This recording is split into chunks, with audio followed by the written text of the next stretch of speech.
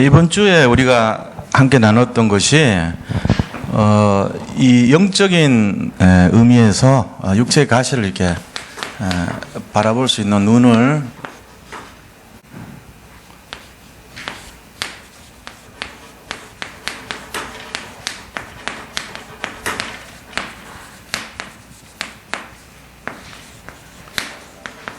육체의 가시 이런 제목으로 말씀을 나눴습니다.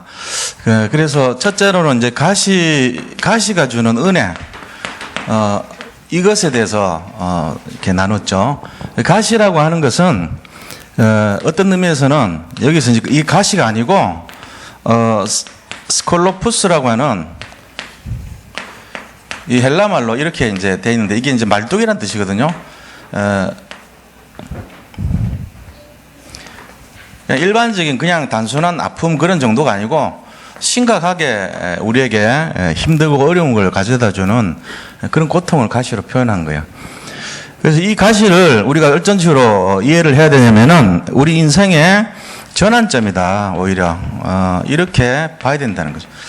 그러면서 오히려 가시가 올 때 즐거워한다 그랬어요. 즐거워하고 감사하라 그랬어요. 이게 이제 우리가 가시를 통해서 오는 은혜죠. 이유는 뭡니까? 우리 자신들을 이 육체의 가시가 있을 때 겸손하게 만들어줘요. 자고하지 않도록, 자만하지 않도록 만들어주는 내용이 되고, 또 이 가시 때문에 다른 사람들을 이해할 수 있습니다. 이해의 폭이 넓어지고요. 그러면서 하나님 앞에서 우리가 이 더욱더 순종하는 믿음을 배우는 거예요.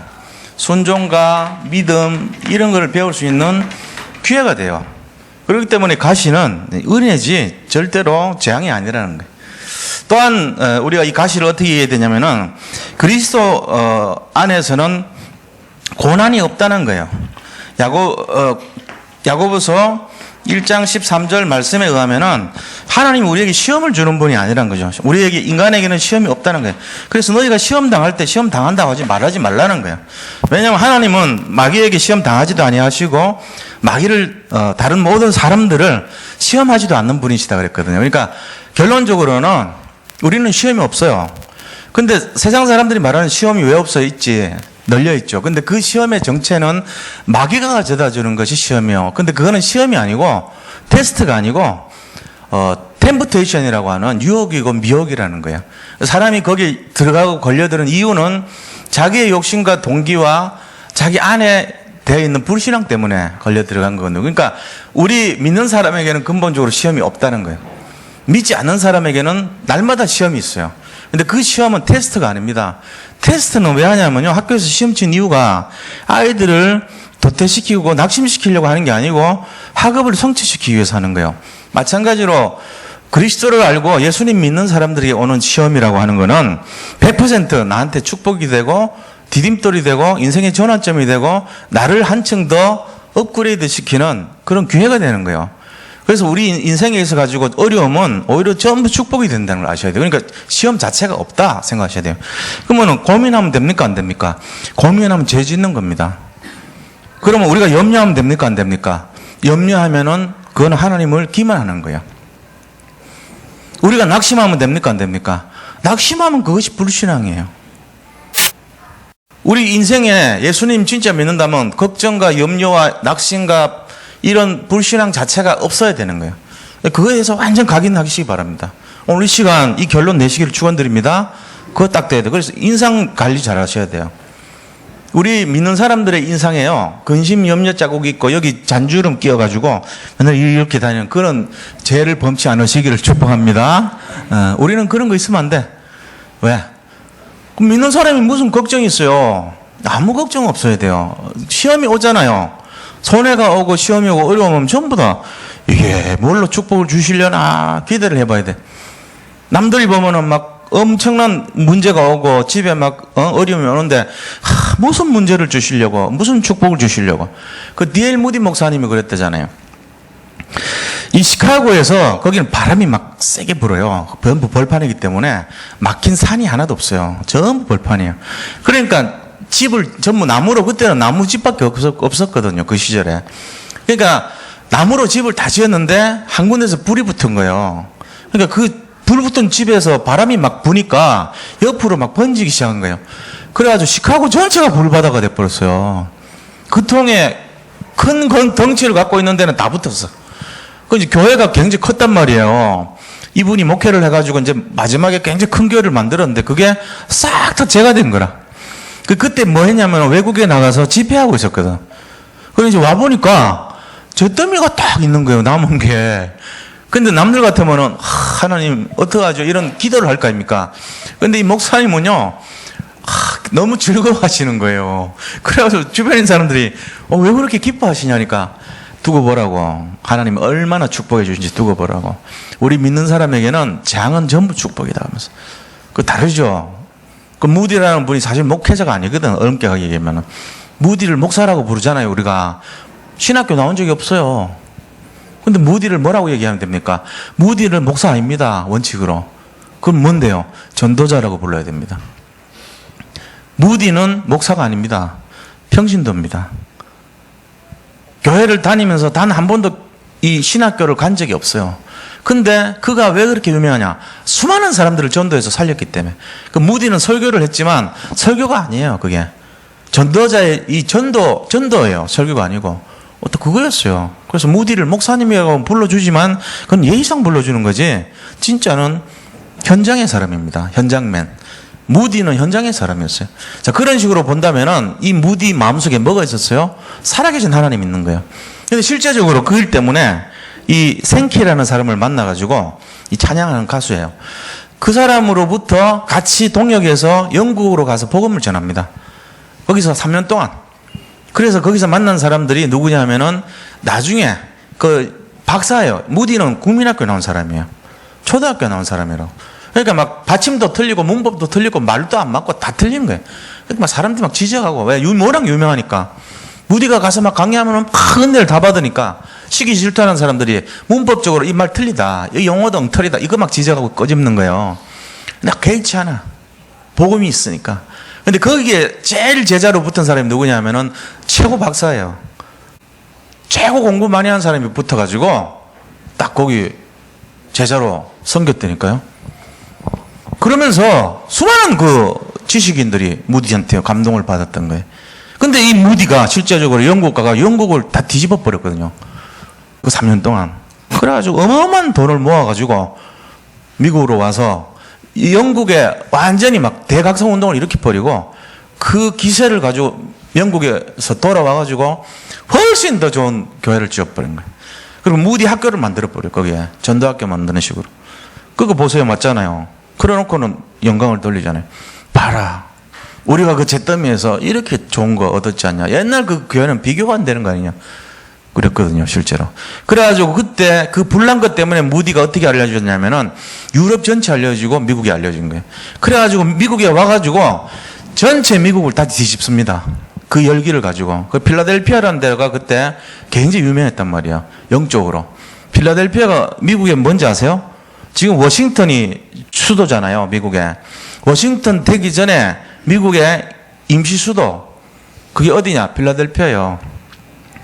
토마스 제퍼슨이라든지 아니면은 워싱턴 그 사람들이 처음에 만들어서 임시정부 만든 데가 필라델피아예요. 그러니까 미국에서 상징적으로 보면은 우리나라 서울 이전에 신라의 수도 경주, 백제 뭐 부여, 뭐 고구려, 뭐 평양 이런 식의 의미가 있는 도시란 말이에요. 이 필라델피아라는 것이 영적으로는 어떤 겁니까? 성경에 나오는 빌라델비아 아닙니까? 굉장히 영적으로 깨어있는 도시였어요. 지금도 그렇지만은 거기가 가지고 막 그 사람들이 불을 붙여놨어요. 무디가. 그 불난 것 때문에요. 가만 생각해 보세요. 엄청난 일들이 일어난 거예요. 유럽 전체가 뒤집어졌고 영국이 뒤집어지고 독일에 초청돼가지고 독일을 뒤집어 놓고 그 다음 미국으로 와가지고 미국에서 시카고 부흥운동을 일으키고 그 다음에 필라델피아 부흥운동을 일으키고 미국 전역에 중요한 도시마다 다 휩쓸어가지고 미국 전체를 뒤집어 놨다니까. 100만 명을 살려놓은 거예요. 자, 불 안 일어났으면 어쩔 뻔했어요. 그러니까 이게 우리에게는 문제가 없다니까요. 우리는 막 절망하고 주저앉고 어쩌냐 이러지만 하나님은요 껄껄 웃습니다. 야, 너 두고 봐, 임마. 내가 어떻게 하는지. 그래, 네 믿음대로 해줄게. 그 무디 믿음대로 된 거예요. 자, 이래도 시험할 겁니까? 이래도 고난을 당할 겁니까? 이래도 염려할 겁니까? 이 결론을 내라는 거예요. 제가 이번 주 육체의 가시가 아니고 그거를 통한 하나님의 어마어마한 축복을 바라볼 수 있는 눈이 있어야 돼요. 이거를 얘기한 겁니다. 그래서 우리가 이거를 잘 이해하셔야 돼요. 두 번째는, 자, 우리가 약할 때 뭐 한다고요? 강한 것을 주시는 하나님을 바라봐야 됩니다. 약할 때 강함을 주셔요. 이거를 우리가 더 바라봐야 돼. 그래서 약할 때 강함을 주시는 것이기 때문에 하나님께서 우리를 그 약함 속에서 오늘 그 이번 주 본문에 그 말씀 속에 나오잖아요. 약할 때 강함을 주시는 하나님. 이거를 항상 갖고 있어야 돼요. 아, 우리가 약한데 끝이구나가 아니고 이게 왜 그런지 아세요? 왜 약할 때 강함 주신지 아세요? 이유는요, 하나님이 중심이 돼서 가기 때문에 그런 겁니다. 자, 엄마가 있는데 아기들이 있어요. 아기들이 2명이 태어났어. 그 중에 하나는 강하고요, 하나는 엄청나게 약해요. 엄마의 마음이 어디로 많이 가 있을까요? 강한 애보다는 약하고 금방 죽을지도 모르는 이 아이한테 집중되어 있습니다. 하나님이 어떤 분입니까? 우리를 부모님같이 생각하는 창조하신 분입니다. 그러면 두 아이가 있는데 얘는 가만히 있어도 잘 자라요. 얘는요, 하루라도 살펴보지 않으면요, 언제 죽을지를 모르는 아이예요. 그럼 마음이 어디가 있습니까? 아, 저 녀석 죽을지도 모르니까 저거는 버려야 되겠다. 지가 알아서 죽든지 말든지 이러고 잘 때는 내 걔를 집중합니까? 그런 부모 하나도 없을 거예요. 늘 저 아이, 저 약한 나이, 지금 저 힘든 나이, 그 아이한테 모든 마음이 집중되어 있다고. 그게 부모 마음이잖아요. 그 하나님 마음이에요. 그래서 약할 때 강함 주시는 하나님. 이게 우리가 고린도후서 12장 1절에서 10절에 나오는 말입니다. 약할 때 강함을 주시는 하나님. 9절 10절에 그게 나와 있단 말이에요. 그러니까 그 부분을 잘 이해를 하셔야 돼요.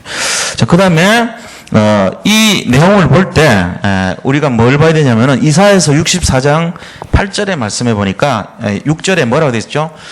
하나님이 우리를 토기장이로 비유를 해 놓으셨죠. 자, 두 번째는 이사야서 64장, 자, 6절에서 8절에 나오는 말씀입니다. 하나님은 우리 아버지시고 우리는 흙이고 하나님은 토기장이라 그랬어요. 자, 그런데 이 토기장이가 흙을 주무르려면 좀 약해야 돼요. 흙이 부드럽고 약하고 그렇게 돼야 되지, 흙이 뻣뻣하고 강하고 고집부리고 자기 주도적으로 살려고 그러고 이러면 못 쓰는 거잖아요. 그러니까 흙은 부드러워야 되고 약해야 되고 주무르면 주물리는 대로 그대로 있어야죠. 그것이 은혜 받고 이끌어가고 하나님이 주도할 때 따라갈 수 있는 흙이 되는 게. 그러니까 우리가 약하다고 할 때 부족한 것이 아니고 하나님 보실 때는 더 그거를 완성하기 좋은 상태일 수 있어요. 왜 그렇습니까? 겸손하고 순종하기 때문에 그렇습니다. 우리가 사실 예수님 알고부터 고집 부릴 이유가 하나도 없는 거예요. 고집 부릴수록 손해봐요. 내 거 주장할수록 손해봐요. 나를 내려놓고 하나님이 원하시는 뜻의 방향 맞추는 게 100% 승리하는 인생이거든요. 이 원리란 말이에요. 그래서 이 두 가지 결론을 본다면, 자, 우리가 여기서 알아야 될 것이 뭡니까? 여기서 이제 이 결론에서 알아야 될 것이 과연 어떻게 살아야 되겠는가? 첫째는요, 어떤 시험, 거리, 이런 것을 볼 때 마음 한구석에 절망이 없다는 거예요. 그러니까 다 이 또한 지나가리라. 솔로몬의 말처럼 이 또한 지나가리라.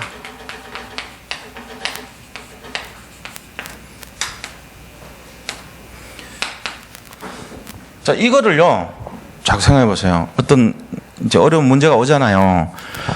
너무나 어렵고 힘든 일이 막 닥칠 수 있거든, 인생살이에서. 근데 그때 당시 그것만 바라보면요, 이게 다라고 생각하면은 100% 자살해야 됩니다. 왜요? 자기 해결 못 해요. 이 문제가 다 끝이니까 그 순간을 바라보면은 농약이 있으면 농약을 먹어야 됩니다. 그런 사람들이 왜 먹냐면요, 자기가 그거를 해결하려고 그래서 그런 거예요. 그런데 우리는요, 예수 믿는 사람들은 무슨 생각이 되냐면은, 이거는 내가 해결 못해. 나는 못해. 내가 하려고 그러면 죽을 수밖에 없어. 내가 못하기 때문에 100% 하나님께 맡겨야 되겠다 하고, 맡길 때 무슨 생각을 갖고 맡게 되냐면은 이 믿음이 있어야 돼. 이것도 지나갈 거야. 하나님이 어떤 형태로든지 지나가게 하셔. 이 믿음이 있어야 돼요. 근데 그게 막 나를 에워싸고 있는 순간이 있거든요. 아이들 같은 경우는 학력 공부를 할 때, 학업을 할 때 시험 성적이 자꾸 떨어지잖아요. 근데 그것도 회복될 날이 있거든요, 언젠가. 또 그게 다 기준은 아니거든요. 인생살이라는 게 뭐 성적수는 아니잖아요.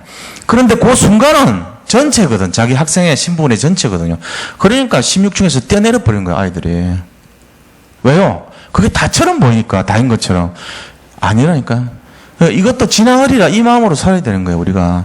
전부 여러 가지 어려움이나 문제나 갈등이나 고통이나 이런 게 있더라도 이걸 하나님이 다 지나가게 하셔.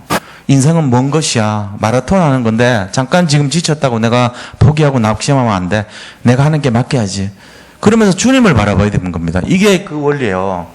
시험이 올 때 태도가 그런 거 해야 돼요. 두 번째는요, 우리가 가져야 될 것이 영원한 것에 가치를 두는 것에 영원한 것. 여기에다가 우리가 우리 인생을 들여나가야 된다는 것입니다. 사람들은 영원하지 않는 것을 위해서 합니다. 그게 뭡니까? 내가 잘 돼야 되고, 내가 성공해야 되고, 내가 어떤 세상을 이겨야 되고 이런 식이 되는 거예요. 영원하지 않는 거거든요. 자기 이름을, 명예를 나타내고 이름을 드러내고 성공을 해야 되고 부자가 돼야 되고 이런 거는 전부 자기중심적인 거예요. 영원하지 않아요. 우리가 지금 한 100년 전의 사람들 중에 뭐 그렇게 떠오르는 사람이 있습니까? 크게. 1000년 전의 사람 중에 지금도 기억할 만큼 뭔가 이렇게 한 사람들 있습니까? 솔직히 뭐 이름은 들어도 그 사람이 뭘 했는지도 몰라요. 그게. 별로 남은 사람 별로 없다니까요. 사실 알고 보면은. 그런데 이거를 영원토록 기억하시는 하나님은요, 우리를 기억하시는 거예요. 그러니까 영원한 것에다가 이게 중심을 들이고 살아야 돼요. 지금 여기 계신 분들한테 이 세상에서 뭘 하고 살래 그러면은 영원한 것을 우리가 성취하기 위해서 살아야 돼요. 그 영원한 것이 뭔가를 찾아야 되잖아요.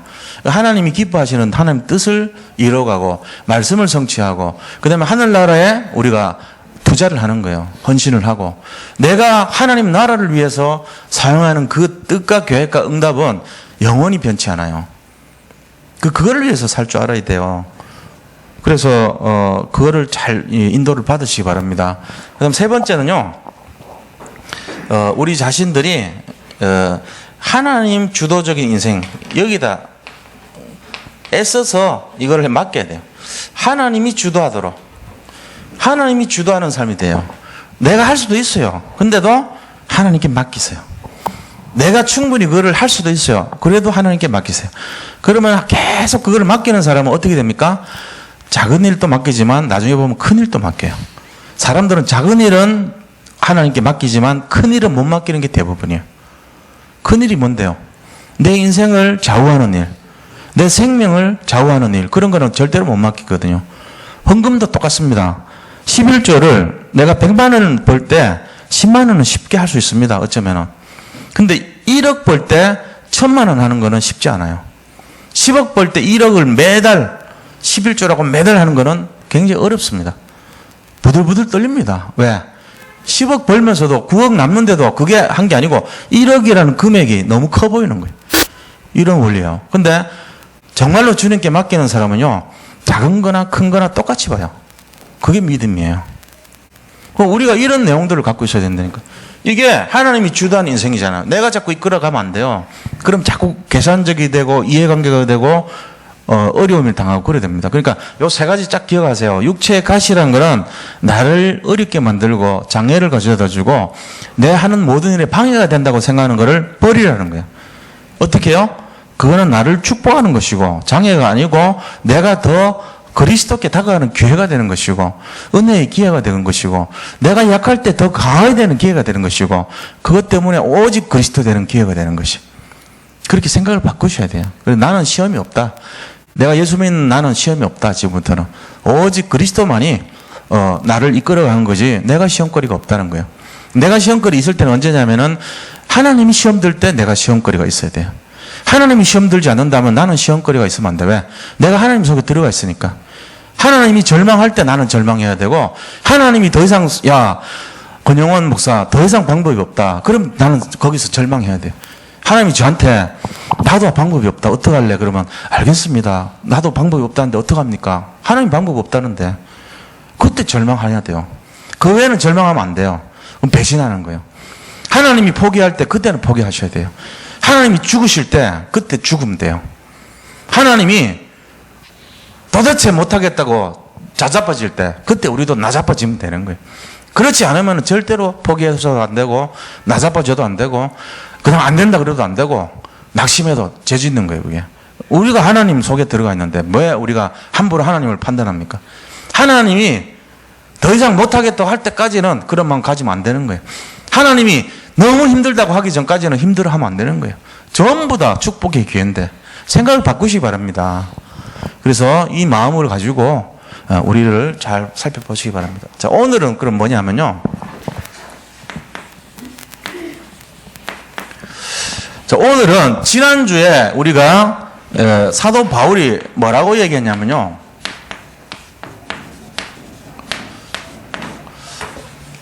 본인에 대해서 바울이 자기는 복음의 참 일꾼이다 이렇게 말씀을 했어요. 바울이 본인을 지칭을 해서 나는 복음의 참 일꾼이 됐다 이렇게 말을 했거든요. 근데 이번에는 오늘 이 본문에서는 교회의 참 일꾼이라 또 이렇게 얘기해요. 지난주는 복음의 참 일꾼이다 하던 바울이 이번 주는 내가 교회의 참 일꾼이다 이렇게 지금 얘기를 하고 있습니다. 이게 이제 뭔 말이냐면요. 복음을 가진 일꾼과 교회의 일꾼하고 다를 수가 있어요. 희한하게. 다 같지 않아요. 그럼 뭔 말입니까? 복음의 일꾼이라고 해서 교회의 일꾼이 안 될 수가 있다는 거예요. 그런 게 어디 있습니까? 복음 일꾼 되면 당연히 교회 일꾼 돼야죠. 근데 그런 일들이 있어요. 자, 보세요. 우리가 보면은, 내비게이터. 그 다음에 CCC. 이런 게 이제 선교단체입니다. 자, 이 선교단체가 복음의 참 일꾼이었어요. 근데 이분들이 갖고 있는 단점이 뭐냐면은 교회 속으로 안 들어와요. 절대로. 그냥 복음 전하는 거는 굉장히 잘합니다. 시스템이 잘 돼 있어요. 근데 교회 안에 들어와서 뭐 직분을 맡고 뭐 장로, 집사, 권사 뭐 그런 역할을 하고 헌신하고 이런 거 하나도 안 해요. 그냥 복음 사랑하는 걸로 그냥 무교회주의 비슷하게. 그래서 이 두 가지 평행선이 현장과 전도라는 개념 잘 이해하셔야 돼요. 자, 현장.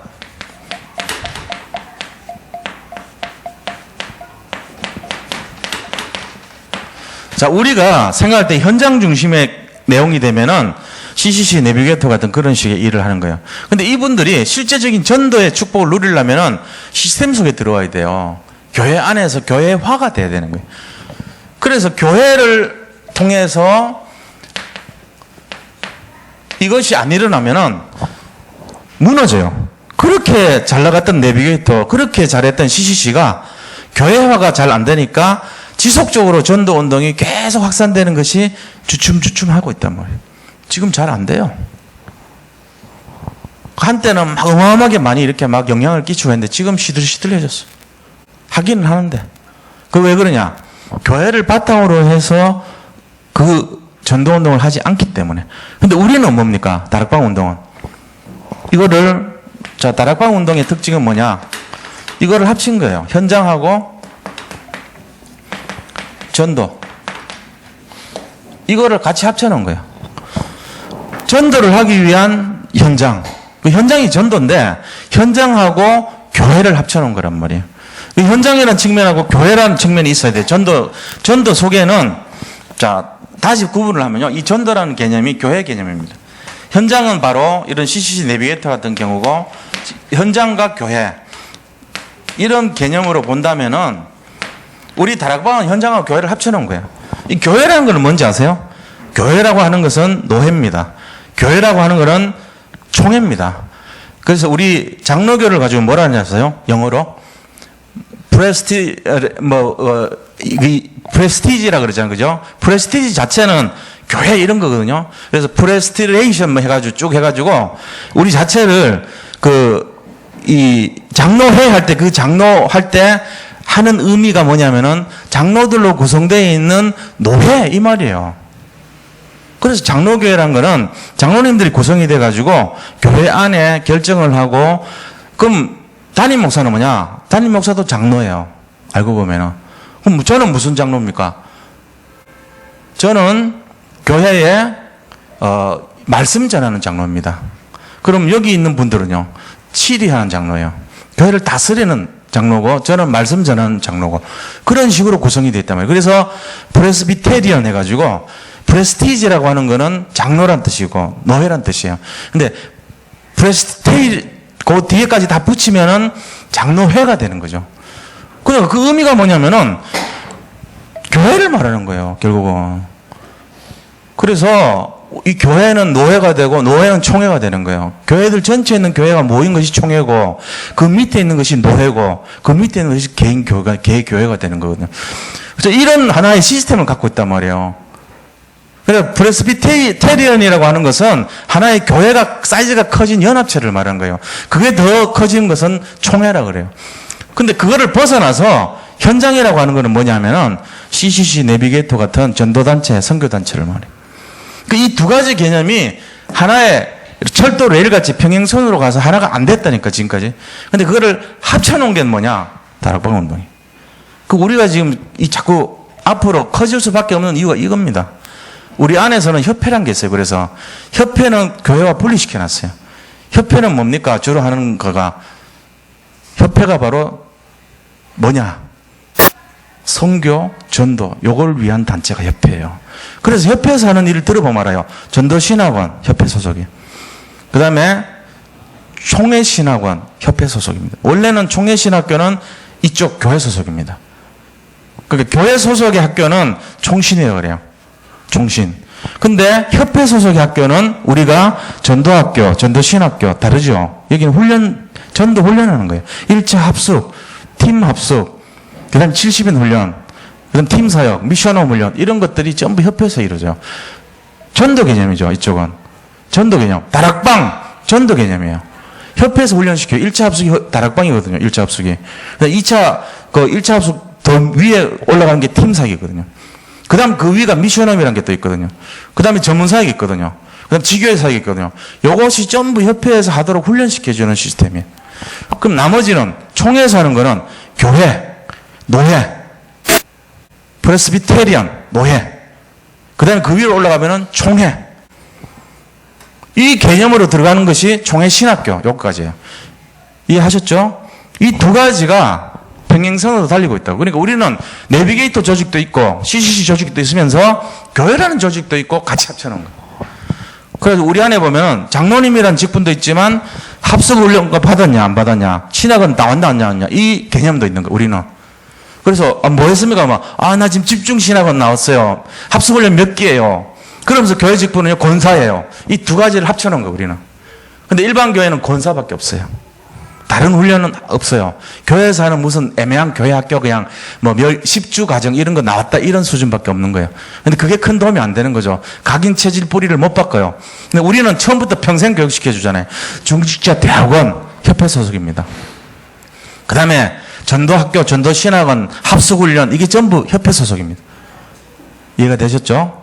두 줄기가 합쳐놓은 거예요, 우리는. 그래서 내 자신이, 내 속에 교회 안에서 직분도 있지만, 밖에서 전도자로서의 내 직분도 있구나. 두 개가 있는 거예요, 우리가. 아셨죠?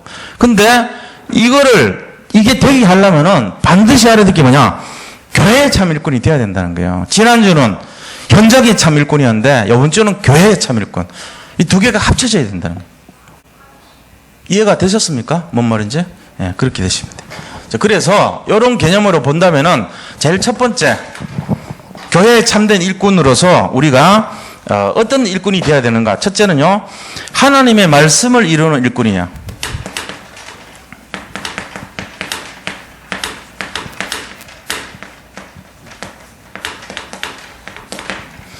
하나님의 말씀을 이루는 일꾼입니다. 첫째. 그렇다면 오늘 24절, 25절에서 뭐라고 얘기했습니까? 24절과 25절 보세요.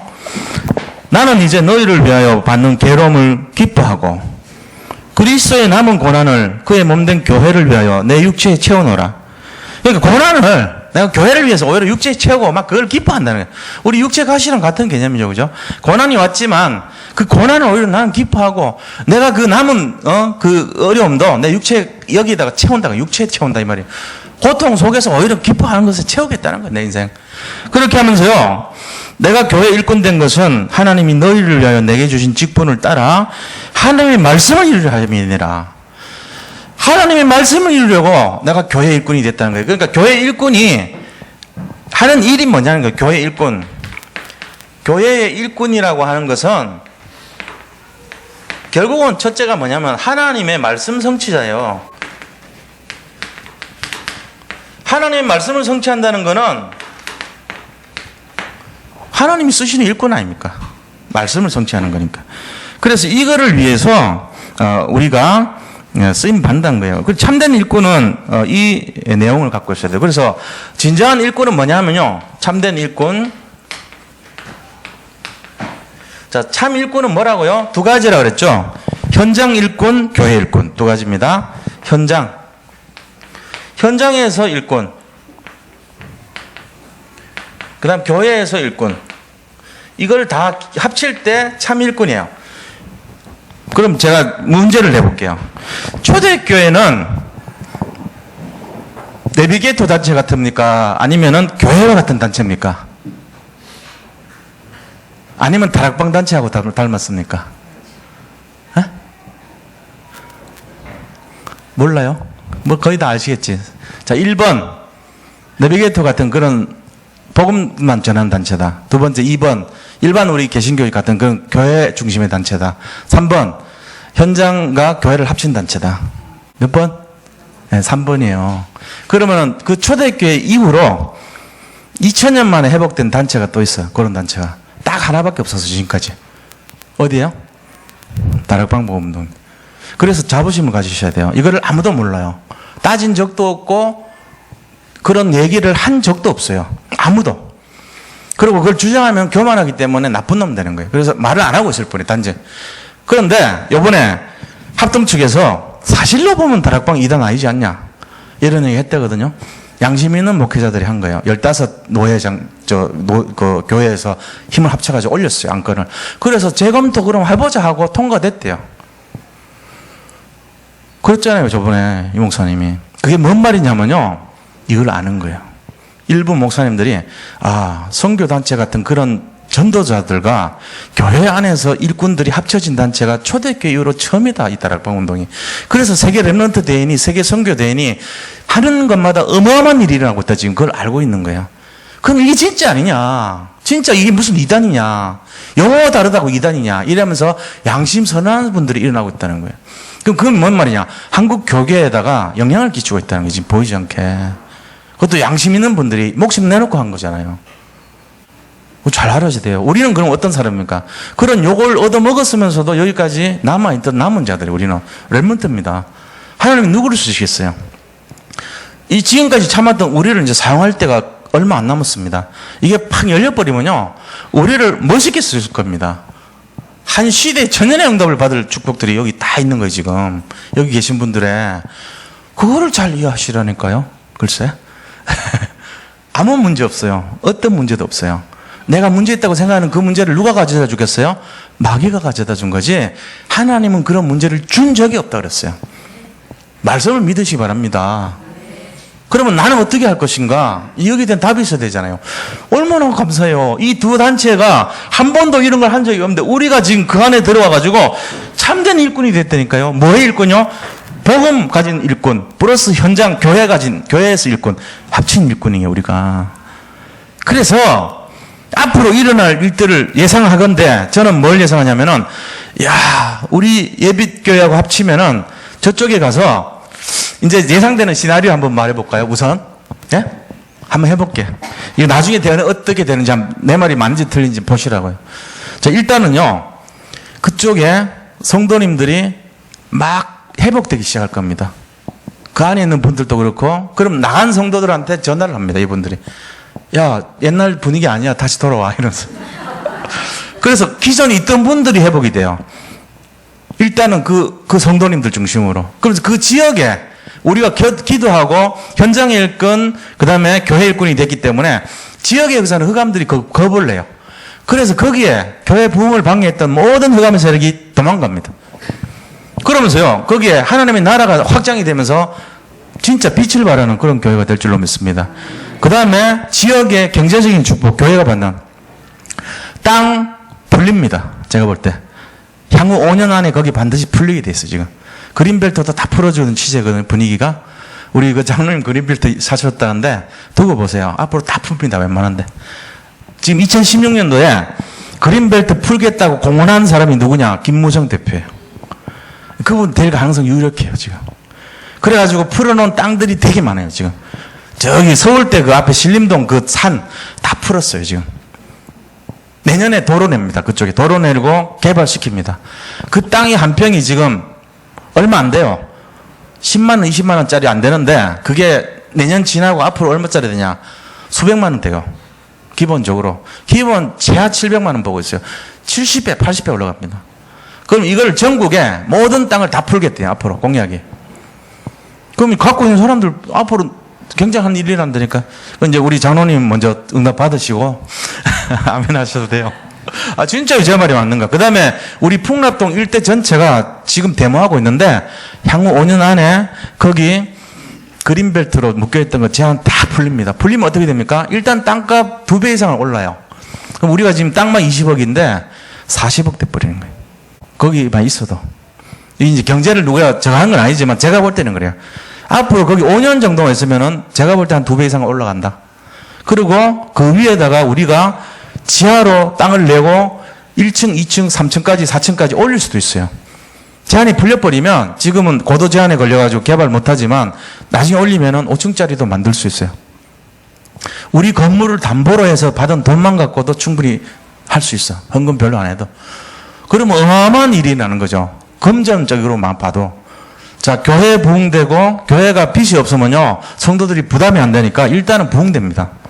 그리고 거기 오는 분들이 복음을 가진 분이라면 더더욱이나 그렇습니다.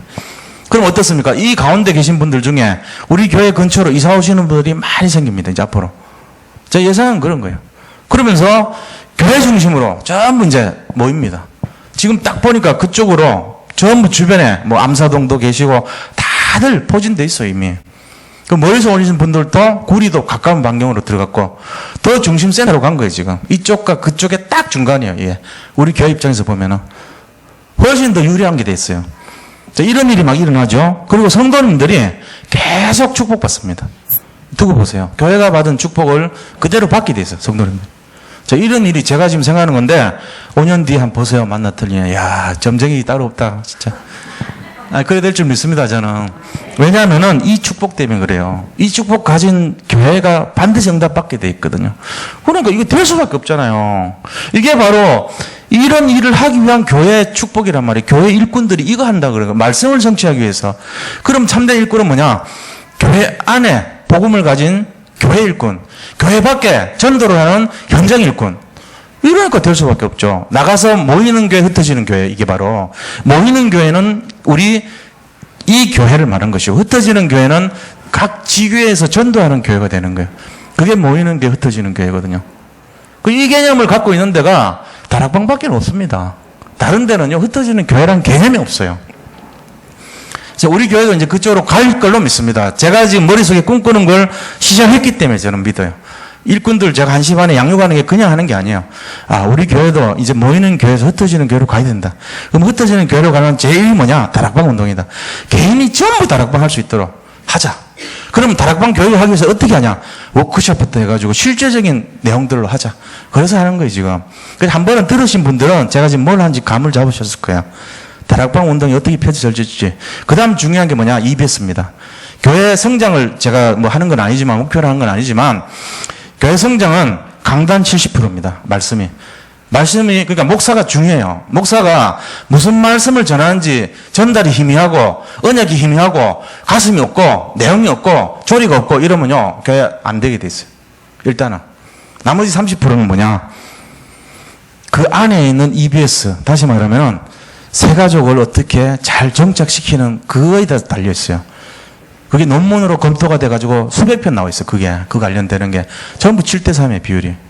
그래서 제가 최대로 하는 것이 말씀에 대해서 집중하고 있지 않습니까? 그럼 나머지 30%는요, 교회 외적인 이 안에 새 가족에 대한 부분들, 최고의 전도자들로 제가 다시 뽑을 거예요. 이 우리 교회 안에 최고의 전도자들로 구성해서 1차적으로 세 가족이 만나는 사람이 전도자를 만나게 만들어야 돼.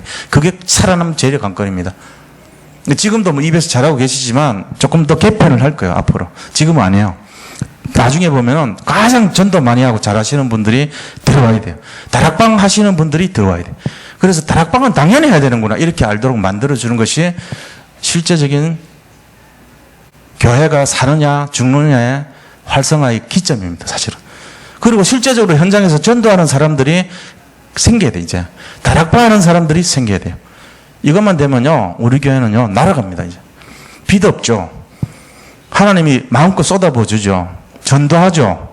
그 다음에 강단을 지켜주죠. 말씀으로. 그 다음에 현장에서 나가갖고 나가는 흩어지는 교회 전도자들이 일어나죠. 각 곳곳에서 다락방 운동이 일어나죠. 이러면요, 우리 교회가 지금 조금 약한 부분을 제가 지금 말씀드린 거예요. 앞으로 두고 보세요. 5년 안에 제가 하나 못하나. 하나님이 하신다 그랬거든, 나한테. 권영원, 내가 너와 함께 주셨어요. 저는 응답 받았어요. 다 될 줄로 믿습니다.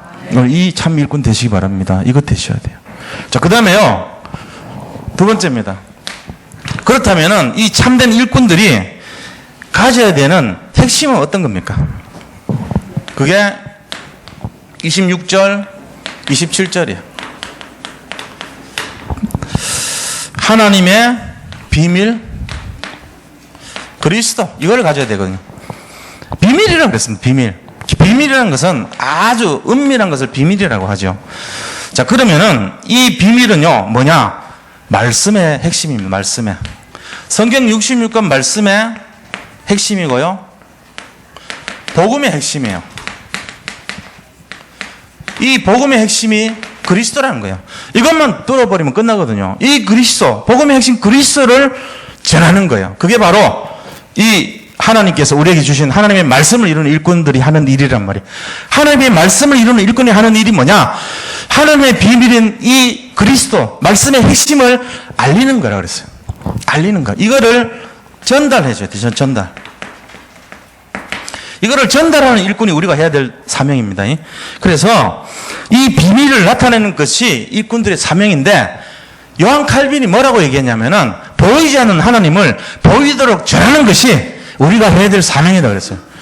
하나님 눈에 안 보이잖아요. 그런데 그거를 보이도록 설득을 해서 설명해서가 아니고 하나님이 보이도록 내 속에 각인과 체질 뿌리된 것이 나오도록 만드는 것이, 그게 내가 해야 될 사명이에요. 그래서 보이도록 하려면은 내가 하나님의 그것을 나타내도록 준비된 자가 돼야 되는 거예요. 이게 우리가 해야 될 내용입니다.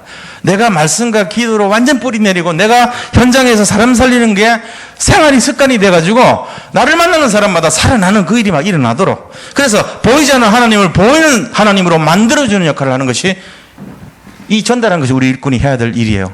그게 하나님의 이 말씀을 이루는 일꾼의 내용이라는 거죠. 그걸 우리 하셔야 됩니다. 그 다음에 이 비밀이 바로 그리스도라는 겁니다. 이 비밀은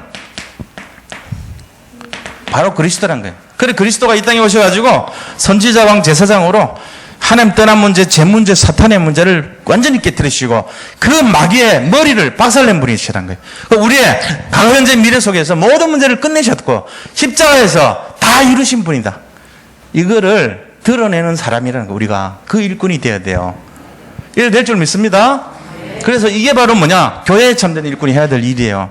그래서 우리가 이런 내용들을 딱 결론을 내야 되고요. 두 번째는 어떤 일꾼이 되어야 되냐? 교회에 참된 일꾼은 두 번째는 재생산.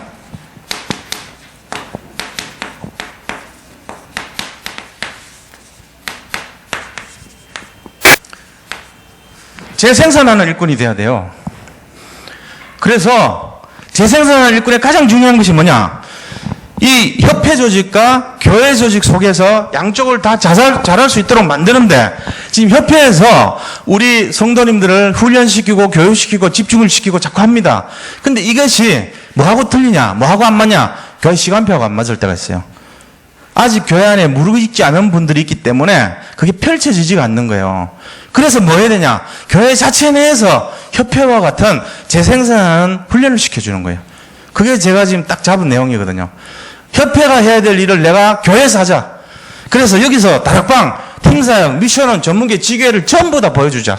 그래서 1시 반에 지금 모인 거예요. 금년에는 다락방을 보여줬어요. 내년에는 뭐 할까요, 제가?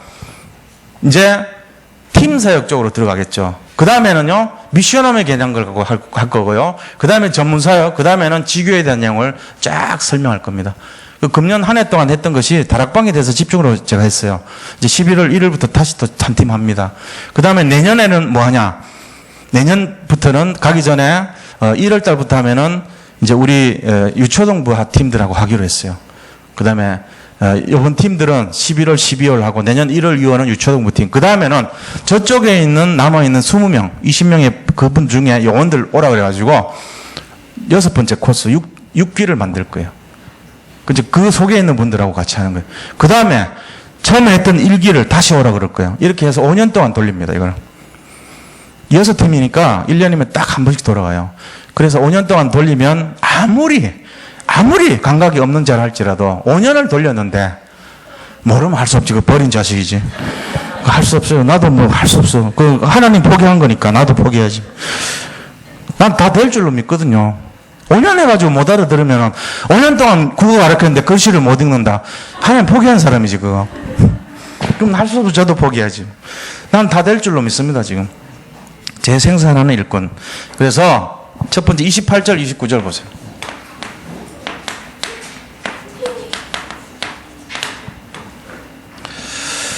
이 일꾼의 사역에 대해서 나와서 사역. 자, 하나님의 기뻐하시는 교회에 참된 일꾼의 사역. 이거 중요합니다. 이거 하려고 하는 거예요. 우리 앞으로 5년 동안 하는 일이 이것 때문에 하는 거예요. 첫째는 뭐냐? 첫 번째, 전파하는 사역.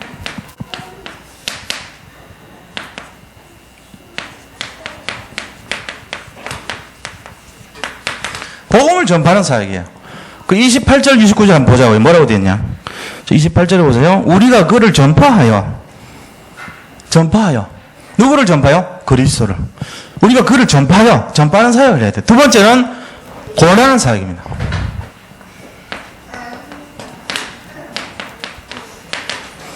자, 교회에 참된 일꾼은요, 권해야 돼요.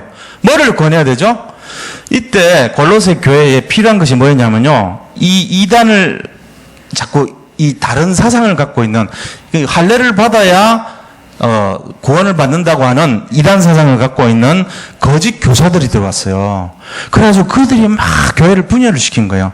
그러니까 거기에 빠지지 말고 영적 싸움 하라고 권하는 사람이 있어야 되는 거예요. 바로 그 권하는 사역. 세 번째는 무슨 사역입니까? 보세요. 28절에 그를 전파하여 각 사람을 권하고 모든 지혜로 각 사람을 가르치는 사역입니다. 세 번째는.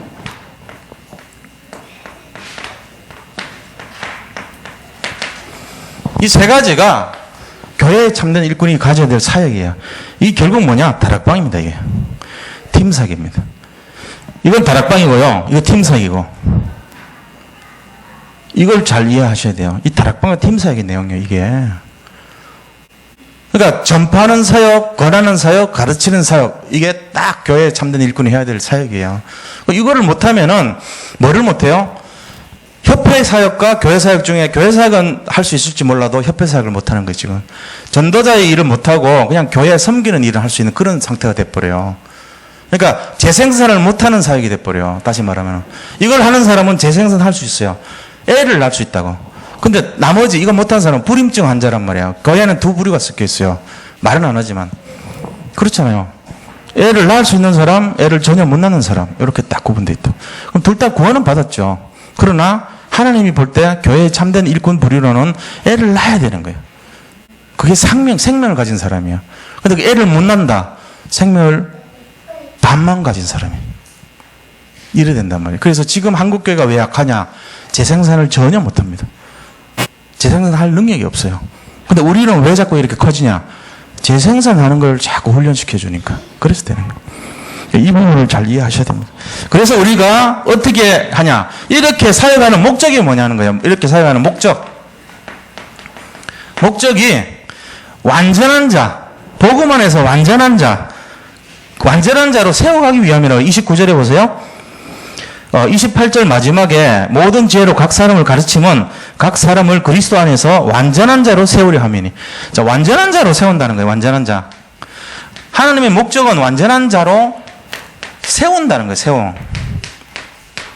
이거를 위해서 재생성하는 일꾼을 이 세 가지 사역을 하는 거예요. 완전한 자로 세우기 위해서.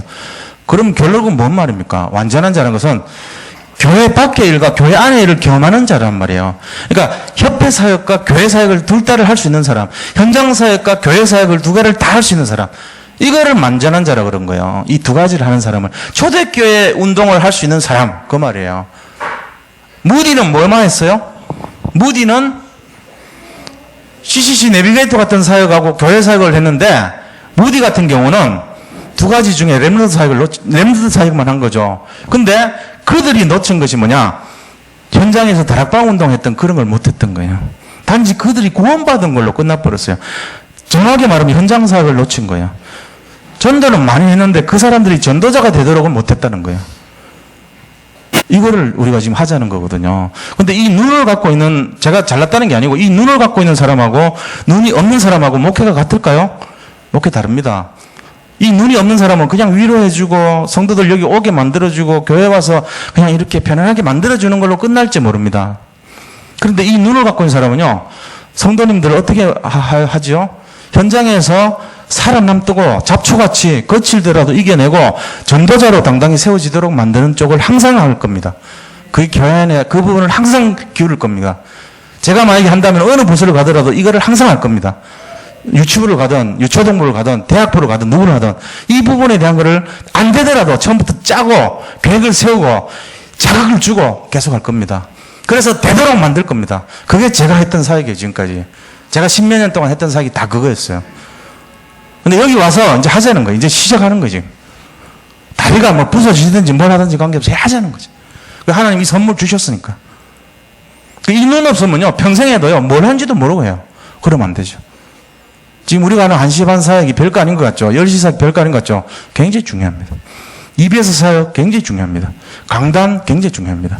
비율은 강단에서 70%고요. 나머지 거 다 합쳐서 30% 영향을 끼쳐요. 이거 가지고 해야 돼요. 진짜로 시작해야 돼요. 그럼 결론이 뭐냐? 우리가 이거에서 결론이 어떤 겁니까? 첫째, 하나님이 원하시는 언약, 말씀, 이거에다가 올인을 해야 돼요. 이 언약 성취가 뭐죠? 예수 그리스도를 통한 영혼구원, 이겁니다. 전도자의 예수 그리스도를 통해서 영혼구원하자는 것이 하나님의 뜻입니다. 여기에 올인해야 돼요. 두 번째는요, 이 재생산 할 수 있는 일꾼 돼야 돼요. 자, 재생산 하려면 어떻게 돼요? 전파하는 사역, 권하는 사역, 가르치는 사역 할 수 있어야 됩니다. 이거는 못 하시는 분은 할 수 없습니다. 그러나 할 수 있어야 되는 것이 정답입니다. 제가 여기까지 양보를 못 해요. 이거는 맞는 얘기예요. 그럼 안 해도 할 수 없어요. 그러나 할 수 있는 분들이 재생산하는 것이 정말 하나님 기뻐하시는 거라는 거예요. 그 결혼을 하면 애를 낳는 것이 맞는 거예요. 못 낳는 거는 할 수 없는 예외지만 맞는 것은 낳아야 돼, 애를. 그게 맞는 거라니까. 그 다음에 세 번째는 뭡니까? 종교생활 끝내야 됩니다.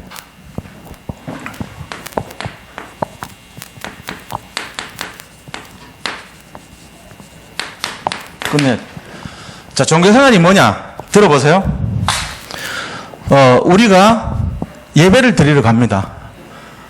왜 예배를 드리러 가죠? 아마도 예배를 드리기 위해서 갑니다. 우리가 기도를 합니다. 아마도 기도를 하기 위해서 합니다. 우리가 헌금을 합니다. 아마도 헌금을 해야 되기 때문에 합니다. 자, 우리가 말씀을 읽습니다.